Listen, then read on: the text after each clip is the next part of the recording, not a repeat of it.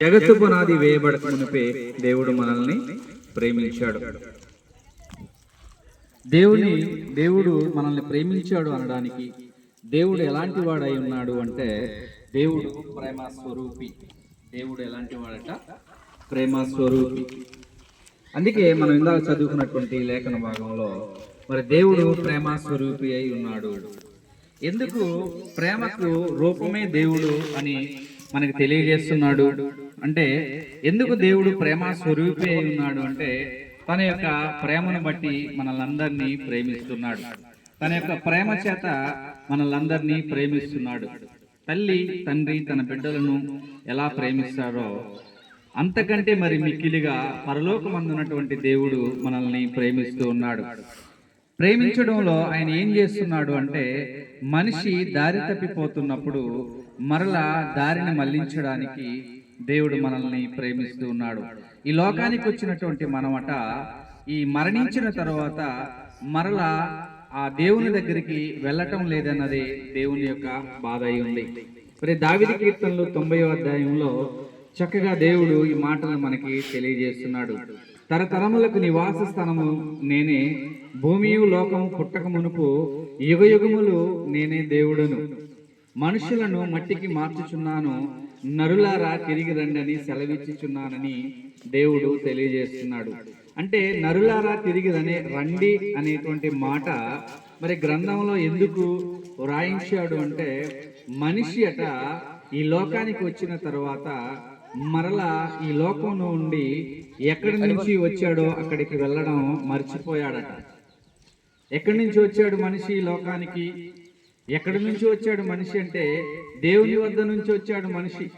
దేవుని దగ్గర నుంచి ఈ లోకానికి మనిషి వచ్చాడు. దేవుడు పుట్టిస్తేనే మనమందరం కూడా పుట్టాం. దేవుడు మేపు ప్రజలము, దేవుడు కలిగించినటువంటి ప్రజలము. అలాంటి దేవుడు పుట్టిస్తే పుట్టినటువంటి మనమంతా మరలా మరణించిన తర్వాత అంట ఆ దేవుని దగ్గరికి మనం చేరుకోవట్లేదు. దేవుని యొక్క బాధ అదేనండి.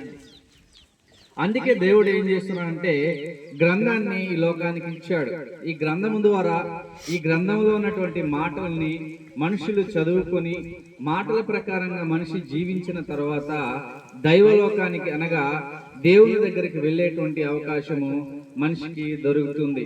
ఎందుకంటే ప్రేమన దేవుని వారలారా, దేవుడు మిక్కిలి మనల్ని ప్రేమిస్తున్నాడు గనుక తన యొక్క ప్రేమ చేత ప్రభు అయిన క్రీస్తుని లోకానికి పంపించి ఆయన యొక్క బలియాగము ద్వారా మనల్ని విమోచిస్తున్నాడు. అందుకే గ్రంథంలో మరొక మాటని మనం చూడవచ్చు. ఏంటంటే, క్రీస్తు యొక్క రక్తము ద్వారా మనల్ని విమోచిస్తున్నాడు, కొంటూ ఉన్నాడు. తన యొక్క క్రయధనము, క్రీస్తు యొక్క క్రయధనముతో మనల్ని కొంటున్నాడు. ఏంటి క్రయధనం అంటే, క్రీస్తు మన కొరకు ప్రాణం పెట్టుట. క్రీస్తు లోకానికి వచ్చి ఏం చేశాడట? మనుషుల యొక్క అపరాధాలని తీసివేయడానికి, మనుషుల్ని పరలోకానికి చేర్చడానికి మరి ఏం జరిగిందంటే, యేసు ప్రభువుల వారు తన ప్రాణాన్ని పెట్టాడు. తన యొక్క ప్రాణం పెట్టి మనల్ని కొంటూ ఉన్నాడు.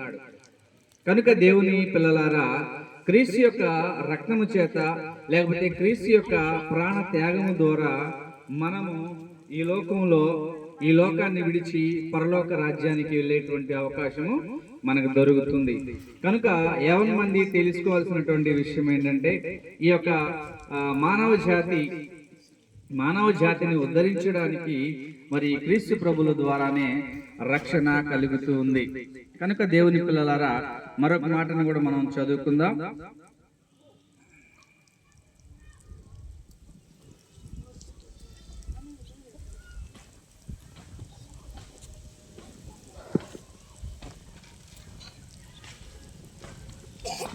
కీర్తనల గ్రంథము 90వ అధ్యాయాన్ని మనం చదువుకుందాం. కీర్తనల గ్రంథము 90వ అధ్యాయం.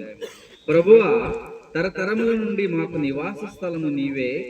పర్వతములు పుట్టక మునుపు, భూమిని లోకమును నీవు పుట్టింపక మునుపు యుగయుగములు నీవే దేవుడవు. భూమి ఆకాశాలు లేనప్పుడే మరి దేవుడు అనేవాడు ఉన్నాడు. ఆయన పరలోకంలో ఉన్నాడు, ఉన్నత లోకంలో ఉన్నవాడు దేవుడై ఉన్నాడు.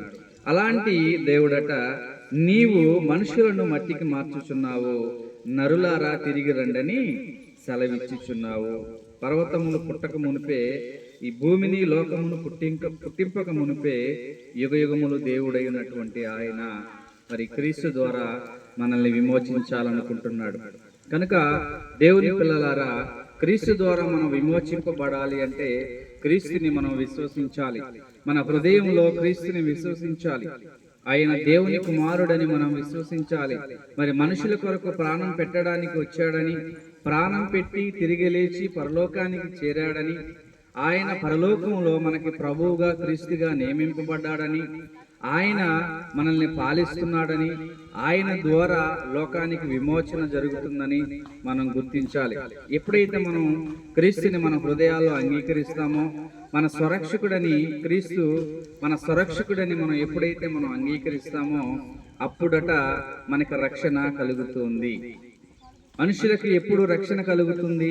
ఎలా రక్షణ కలుగుతుంది అంటే క్రీస్తు దేవుని కుమారుడని మన హృదయంలో విశ్వసించుట ద్వారా మనకి రక్షణ కలుగుతుంది. కనుక క్రీస్తుని మనం అంగీకరిద్దాం, క్రీస్తు స్వరక్షకుడని మనం అంగీకరిద్దాం. క్రీస్తు మొదటి శతాబ్దంలో అంటే నేటికి 2024 సంవత్సరాల క్రితం ఈ భూమి మీదకి వచ్చాడని, అందుకే మనం చదువుతున్నటువంటి పుస్తకాల్లో, లోక సంబంధమైనటువంటి పుస్తకాల్లో కూడా క్రీస్తు పూర్వం, క్రీస్తు శకం అనేటువంటి డేట్లు కూడా మనం చూస్తూ ఉంటాం.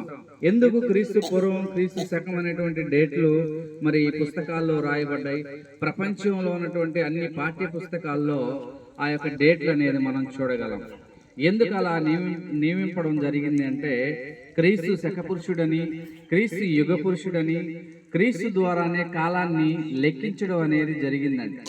కాలాన్ని లెక్కించడానికి క్రీస్తే శకపురుషుడిగా మరి ఈ లోకానికి రావడం అనేది జరిగింది.